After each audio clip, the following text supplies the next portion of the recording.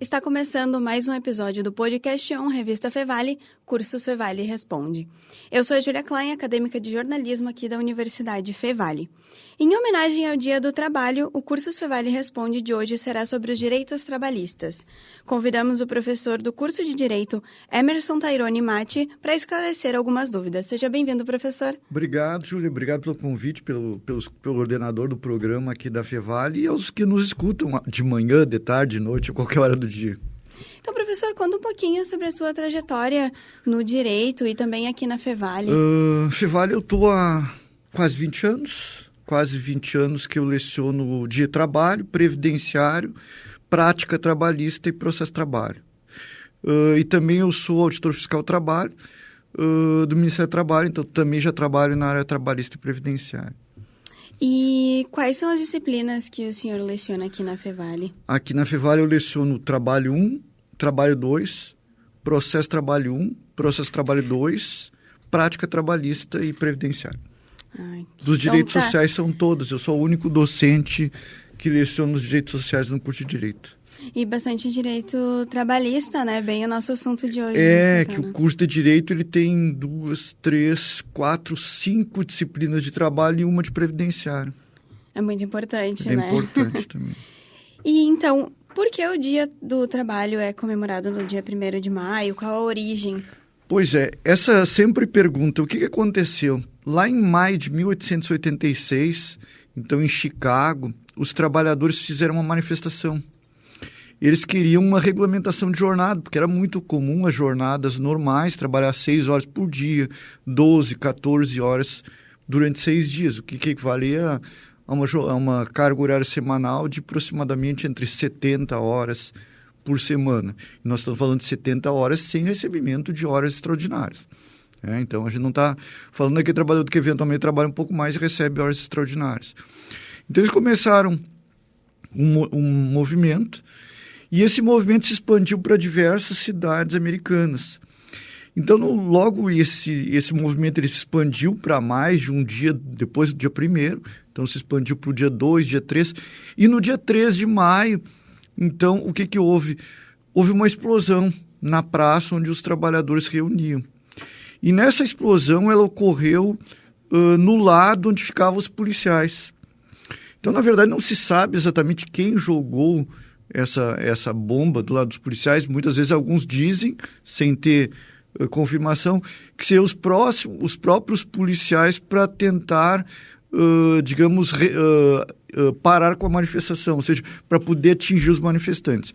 Ou seja, depois em que faleceram 4 policiais desse evento da bomba, então os policiais partiram para cima dos manifestantes, houve mortes de trabalhadores, mais 100 feridos, então houve uma grande... E a partir dali, então, se estabeleceu que esse dia foi comemorado o Dia do Trabalhador, porque é um dia reivindicatório. Depois esse dia também se tornou feriado em 1919, na França, quando a França estabeleceu uma lei instituindo jornada de 8 horas, que era o que eles lutavam na época, uma jornada de 8 horas. Então, nós estamos falando de 1886 em Chicago, nos Estados Unidos, 1919 na França, então, que instituíram essa jornada de 8 horas e aí sim o feriado. No Brasil, começaram a haver manifestações em 1910, em que houveram, então, manifestações dos trabalhadores na data do dia 1º de maio. Mas ainda não era feriado. Então, depois, no primeiro governo republicano, é que foi publicada uma lei. Então, eu vou pegar a lei aqui, o decreto 4859, de 26 de setembro de 24, que dizia, então, 14 anos depois do início das reivindicações dos trabalhadores, dizia, é considerado feriado nacional, dia 1º de maio, consagrado à confraternização universal da classe trabalhadores, em comemoração aos mártires do trabalho, então, em relação àquele evento lá de Chicago. Isso, então, foi em 24, depois foi alterado diversas leis, e agora o Dia do Trabalho é feriado, ou o Dia do Trabalhador é feriado no Brasil, pela Lei 10.607, de 2002. E quando a gente pensa em direito trabalhista e jornada de trabalho, muitas vezes a gente pensa em CLT, né? Qual é a origem da sigla, o que ela significa? Na verdade, a CLT no Brasil, ela foi instituída em 1º de maio de 43, ou seja, no Dia do Trabalhador, em que o Getúlio, então, ele pegou uma série de juristas à época, o Getúlio Vargas. À época, então, ele juntou uma série de juristas e pediu para consolidar as leis que tinham e ainda ampliar, porque existiam diversas leis esparsas, ampliar aquelas que existiam, para então, dia 1º de maio de 1943, ele outorgar a CLT. Então, ele assinou a CLT. À época, então, não foi o Congresso, foi um decreto-lei. Em 43, então, ele outorgou a CLT. O que chama atenção, então, com das leis do trabalho, é que o público de apoio, os que votavam nele, no Getúlio, eram a parte rural, eram os agricultores, tinha uma forte base rural. Então, a CLT não se aplicava para os trabalhadores rurais, ela só se aplicava para os trabalhadores urbanos. Depois, então, muitos anos depois, em 73, foi regulamentado o trabalho rural. E essa lei de 73, ele tinha o trabalhador rural menos direitos que o trabalhador urbano. E aí, em 88, com a Constituição atual, aí sim, 5 de outubro de 88, passaram a ter os mesmos direitos os empregados urbanos e os empregados rurais, porque até então os urbanos se aplicavam à CLT e os rurais se aplicavam uma lei de 73, ou seja, eles não tinham os mesmos direitos dos trabalhadores urbanos. E o que significa a sigla CLT? Consolidação das leis do trabalho. Porque, na verdade, diferente dos outros ramos, por exemplo, civil e penal, civil nós temos códigos, né? Mas é que códigos nós temos dividido lá o civil, que é só a parte das leis civis, e o Código de Processo Civil, que é como o processo se dá em juízo, para buscar aqueles direitos. O penal é a mesma coisa. Tem o Código Penal, em que está estabelecido o que é proibido fazer, o que é crime, e o Código de Processo, que é o caminho para se chegar à condenação ou absolvição de um réu. Já a CLT, ela engloba no corpo dela leis de segurança e prevenção do trabalho, os direitos trabalhistas, a organização sindical, toda a parte processual, ou seja, processo de trabalho também incluído ali na CLT, a organização do trabalho e a organização da fiscalização trabalhista. E a quem se aplica, então, os direitos trabalhistas? Quais Na verdade, eu tipos de sempre trabalhadores? explico que a CLT se aplica para os empregados urbanos e rurais, que existe uma relação de emprego. E aí eu já excluo dessa CLT quem tem relação com o serviço público, seja ele estatutário, de contrato emergencial ou de cargo em comissão. Que eles são trabalhadores no sentido amplo, mas eles se aplicam outras normas. Por exemplo, se você fizer concurso para a prefeitura, por exemplo, para o município de Novo Hamburgo, e for aprovada como jornalista do município de Novo Hamburgo, você vai ocupar um cargo estatutário e vai ter direitos previstos naquele estatuto, que não são os regidos pela CLT. Então, esse é o cargo efetivo público. Se você, eventualmente, for convidada para assumir o cargo de assessora da Câmara Municipal de Novo Hamburgo, assessora de jornalismo, ou assessor de imprensa, esse cargo é chamado cargo de confiança, ou também a Constituição fala, cargo de livre nomeação e exoneração. Você também terá alguns direitos, mas não é CLT. E também não são os mesmos servidor concursado. Você terá direitos correspondentes a um cargo chamado de comissão ou de livre exoneração. E também existe no serviço público os cargos emergenciais, que normalmente é muito comum no magistério. São chamados que a Constituição fala em excepcional interesse público. Ou seja, eles não são cargos de confiança, eles não fazem concurso público, mas eles são chamados para suprir eventuais faltas em que há no serviço público, normalmente na área de saúde, na área de educação. Esses também têm direitos, mas é diferente do servidor concursado, é diferente do cargo em comissão. Essas 3 espécies de servidores públicos não se aplicam à CLT. Agora, existem alguns cargos que as pessoas fazem concurso público, mas são regidos pela CLT. Ou seja, não é o estatuto. Por exemplo, quando a pessoa faz um concurso público, porque se chama de sociedade de economia mista ou empresa pública. Qual é a diferença? Empresa pública é uma empresa que atua como qualquer empresa na iniciativa privada, só que a totalidade do capital é do poder público, é do governo, seja ele estadual, municipal ou federal. E a sociedade de economia mista é aquela que atua também como uma empresa da iniciativa privada, mas não é todo do governo, é só no mínimo metade mais um, que é do governo, o resto existe controladores, que podem ser inclusive nós que podemos comprar ações. Um exemplo de empresa pública, os Correios é uma empresa pública, a totalidade do capital é do governo federal. Quem fizer concurso vai ter as regras da CLT, ou seja, não tem, entre parênteses, a estabilidade do servidor público. A mesma coisa quem faz concurso para a Caixa Econômica Federal. É um outro exemplo de empresa pública. Aliás, acho que está acontecendo nos concursos também da Caixa Econômica. Foi publicado edital para chamar uma série de empregados. Eles fazem concurso público, são regidos pela CLT, têm os direitos da CLT e não têm direito nem estabilidade de servidor público. Agora, o que é a sociedade de economia mista? Voltando, é aquela que metade mais um, ou no mínimo metade mais um do capital social é do poder público. O que significa metade mais um? É que ele tem o comando, né, da definição da gestão. Para ter o comando tem que ter no mínimo metade mais um. Um exemplo é a Petrobras, o Banco do Brasil, aqui no estado do Rio Grande do Sul, o Banco do Estado do Rio Grande do Sul, estão nos ouvindo em outros estados, no estado do Espírito Santo, o Banco do Estado do Espírito Santo, no Pará, Banco do Estado do Pará, Banco do Estado do Sergipe, Banco de Brasília, são exemplos de bancos estaduais e todos eles são sociedade de economia mista. Ou seja, metade mais um do capital social é do poder público. Aqui em Novo Hamburgo nós temos uma sociedade de economia mista municipal que é a FENAC. A FENAC, pelo menos metade mais um do capital é do município de Novo Hamburgo. Quem faz concurso é regido pela CLT, não é servidor. Quando eu falo não é servidor, não é aquele servidor de cargo efetivo que faz concurso e depois, então, de um certo período, ele adquire estabilidade. O empregado CLT não tem estabilidade. Já teve. Uhum. E, por exemplo, a gente fala muito atualmente na internet sobre as diferenças entre CLT e PJ, né? O microempreendedor. Sim.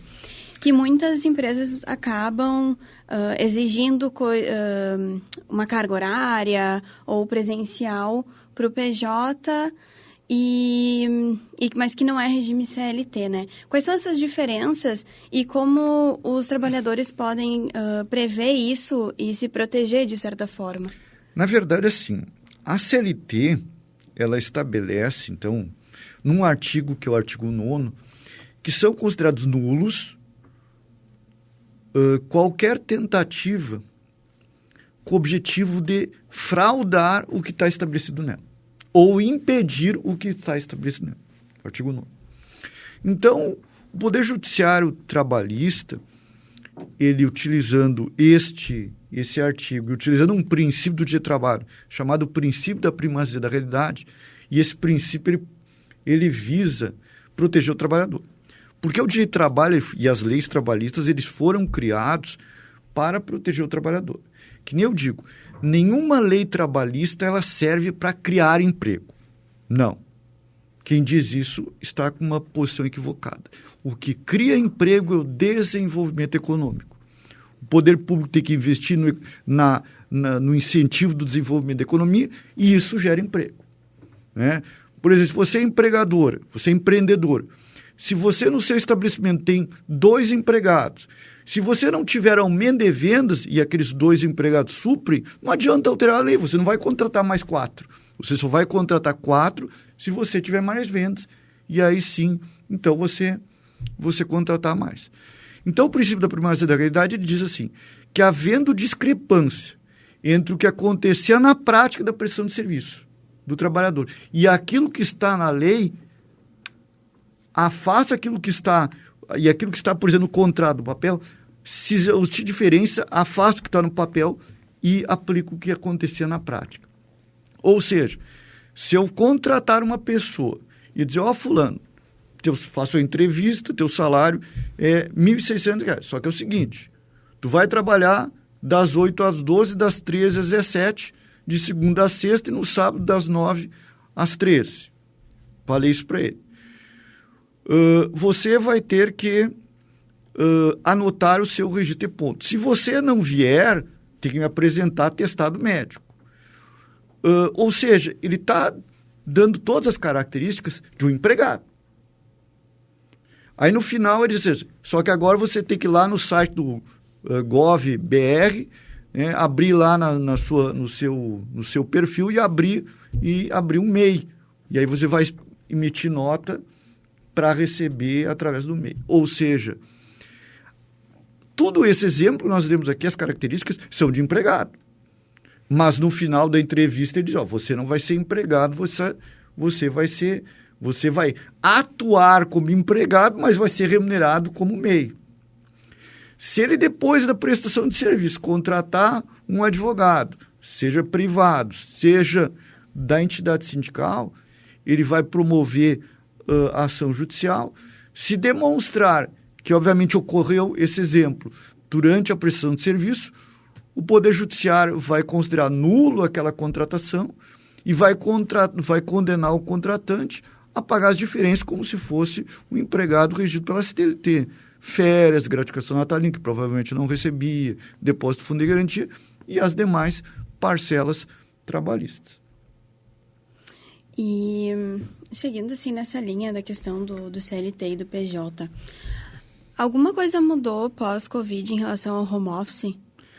Na verdade, o home office, que é uma expressão americana, ela veio para o Brasil, foi regulamentada no Brasil através da reforma, um pouco antes da pandemia, que era a Lei 13.467, chamada de Reforma Trabalhista.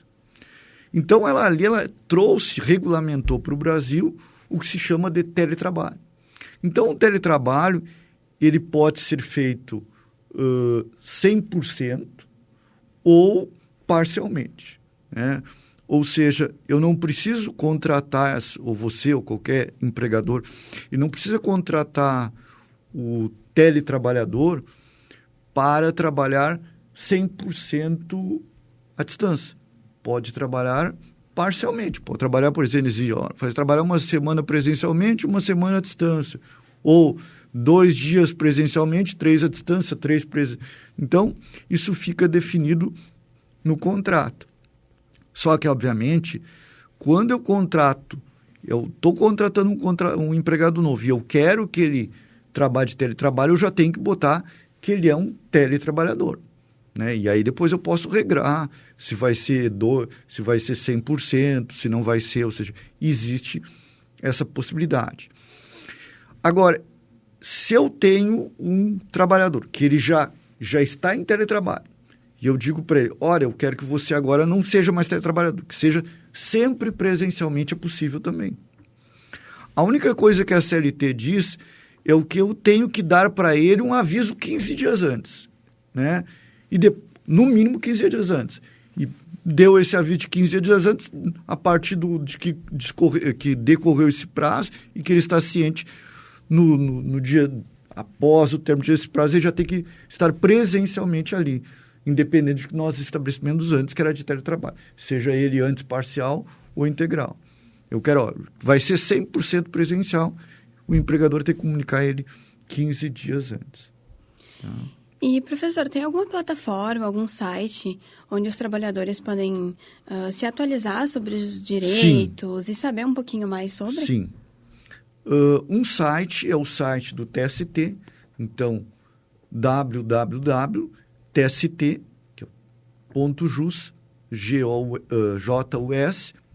tst.jus.br, que é o site do Tribunal Superior do Trabalho. E o outro é trabalho.gov.br, que é o site do Ministério do Trabalho e Emprego. Tem uma aba lá, Legislação Trabalhista e Fiscalização, ele pode clicar nessa aba que tem todas as informações. Inclusive no YouTube tem vídeos explicativos sobre legislação trabalhista, que é no canal da ENIT, que é a Escola Nacional de Inspeção do Trabalho. Então, tem cursos, né, disponíveis aos trabalhadores, né, de esclarecimentos. Então, ENIT, canal da ENIT no YouTube. O que até eu recordei de falar quando perguntou em teletrabalho, é que, embora a gente fale em teletrabalho em 2017, o teletrabalho ou home office, como os americanos usam, para nós, eu tenho que estar à distância, mas utilizando equipamento de tecnologia. Ou seja, usar smartphone, usar computador, celular, tablet. Ou seja, eu tenho que estar conectado à distância. Porque muito antes de 2007, isso nós estamos falando de talvez voltando lá a 43, sempre se permitiu o que se chama de trabalho em domicílio. Ou seja, que é um empregado CLT que trabalha em sua residência. No estado de Santa Catarina teve uma época que era muito comum, principalmente na região de Brusque e Blumenau, onde na época tinham muitas costureiras de malhas. Então as grandes malharias tinham a produção dentro da fábrica, mas eles, quando tinham um excesso de, assim, muitos grandes pedidos, eles contratavam CLTs costureiras, eles levavam a máquina, acho que não conheço muito de máquina, mas acho que máquina é overlock, alguma coisa desse tipo. Então, levava na casa de uma pessoa, nós vamos te contratar por tal período, às vezes era um contrato de experiência, às vezes era por mais tempo. Levava lá, o trabalhador recebia, então assinava um recibo, que recebeu determinada máquina, obviamente assinava a carteira, fazia um contratrabalho, e ele recebia por produção ou por tarefa. Ou seja, no contrato de trabalho na carteira, que na verdade hoje não tem carteira mais, né? A carteira é digital, isso é uma outra inovação, mas no contrato de trabalho não ia o valor do salário fixo, tal. Ia tantos centavos por peça. Então, o empregador levava lá cortadas, camisetas, blusas, né? Levava e depois buscava semanalmente ou de 2 em 2 dias, ia lá e verificava e buscava essa camiseta, esse produto pronto, e no final do mês contava o total, né? E pagava e somava tantos centavos, dava um salário X. Então, ele não tinha horário de trabalho, não tinha controle de jornada, estava à distância e recebia por tarefa ou por produção. Mas lembrando, o trabalhador de domicílio não usa tecnologia. O teletrabalhador também o teletrabalhador hoje pode ser contratado de 2 formas, ou por produção ou por jornada, que aí ele tem salário fixo independente do que produzir. E, professor, se pudesse dar um recado para os trabalhadores para o dia do trabalho, qual seria? Nós temos grandes problemas hoje, né? Que nem você falou. O MEI, a gente chama no dia de PJ-ização, PJ, né? Que é um problema. Nós temos grandes problemas com as plataformas de aplicativos. Infelizmente, além disso, nós temos 36% de trabalhadores em total informalidade. Ou seja, aquele que é MEI, pelo menos ele ainda tem uma proteção previdenciária, desde que recolha a guia mensalmente. Mas nós temos 36% dos trabalhadores em total informalidade, que não tem sequer qualquer proteção trabalhista ou previdenciária. Se ficar doente amanhã, depois não vai receber nada, vai ficar sem nenhuma proteção, a não ser, obviamente, a saúde pública. Mas, tirando isso, não tem como manter a sua família. Então, nós temos esses problemas.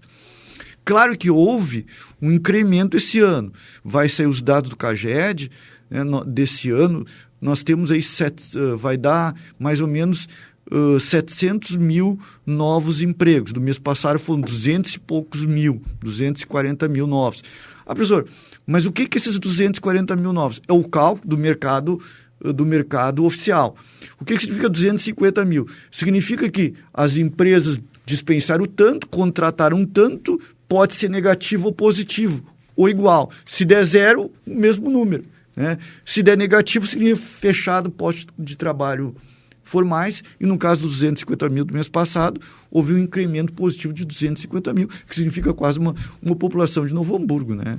É um número grande. Então, embora nós tenhamos esses grandes problemas, o dia de amanhã serve para lembrar das conquistas, porque nós tivemos trabalho escravo, e ainda temos algumas situações de situações de trabalho escravo no Brasil, né?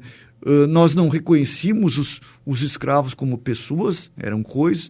Então a gente avançou bastante, mas existem grandes problemas. Então tem que lembrar dos nossos avanços e lutar para não perdermos direitos, né? Que nós temos vários problemas atualmente na questão de perda de direitos. Professor, eu agradeço a tua participação aqui no podcast ON Revista Fevale.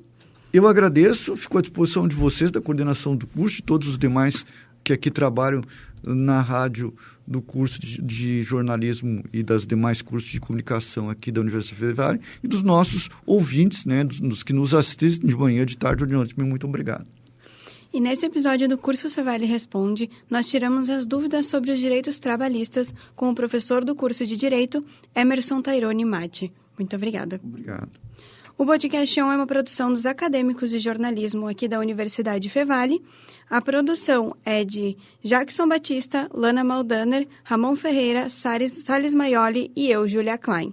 Apontando a câmera para o QR Code que está aqui na tela, vocês terão acesso ao nosso Instagram, Spotify e YouTube. A técnica é de Carlos Pereira e Rinaldo Silveira, com orientação do professor Marcos Santuário. Muito obrigada e até a próxima.